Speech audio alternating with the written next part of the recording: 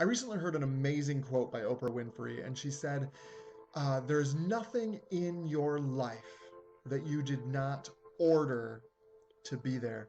And when I first heard that quote, I was like, yes, absolutely, Oprah.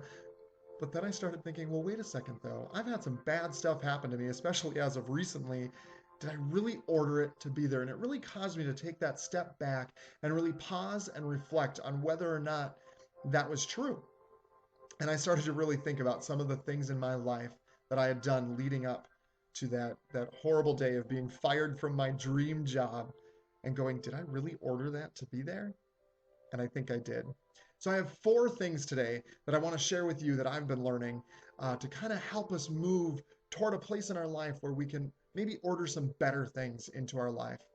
So the first thing that I realized is that I worry too much and that we don't need to worry so much. I came into my dream job so passionate and so determined that I was going to be the best that they had ever seen that I wound up messing it all up. So I came in so impassioned that every time I would make a mistake, I had the hardest time fully grasping and admitting to that mistake because I was so terrified. Oh my goodness, this mistake is going to get me fired. I'm going to get fired. I'm going to get fired. I'm going to get fired. And I kept speaking that out of my mouth. I'm going to get fired. I'm going to get fired. And and as is said in so many different places throughout history is the things we speak out of our mouth will eventually come directly back to us. So don't worry so much. Don't speak that negative energy out of your mouth.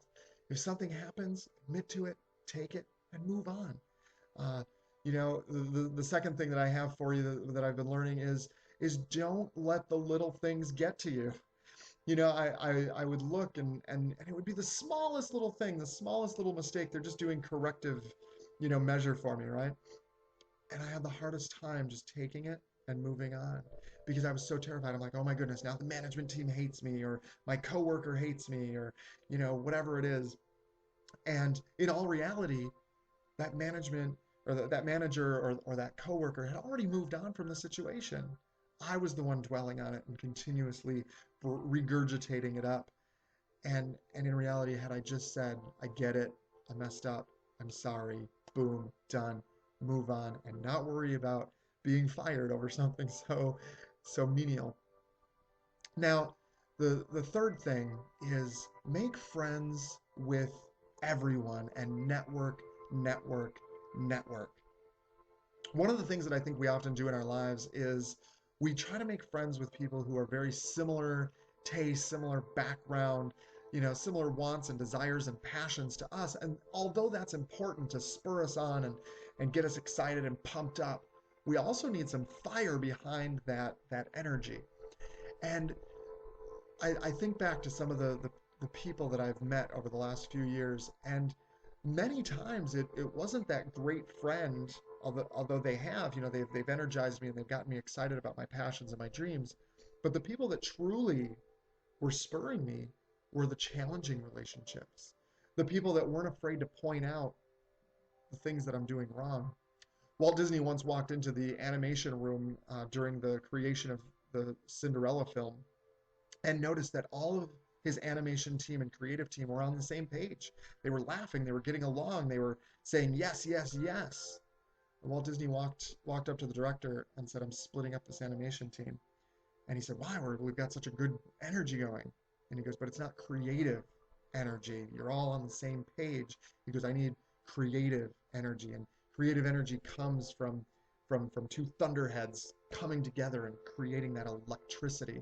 And he split up the team and, of course, created the masterpiece that we now know as Cinderella.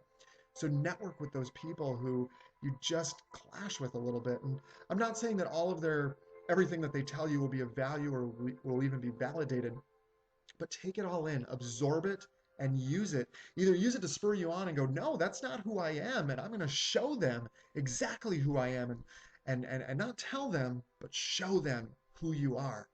Or maybe you do take some of it in and you go, you know what?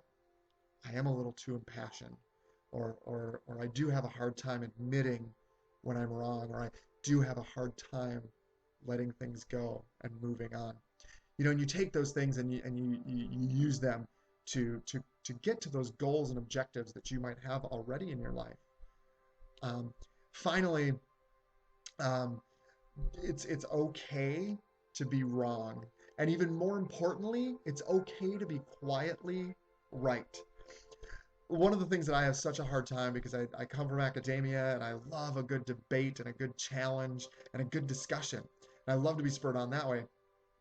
But one of the things that I've been learning over the course of the last couple of years and really teaching myself over these past several months is one phrase: does it matter? In the grand scheme of everything, does this discussion, does this debate matter? If I were to die tonight, is this truly the last discussion or debate that I want to have? And so I'm constantly, especially on social media and things now, asking myself, does it matter?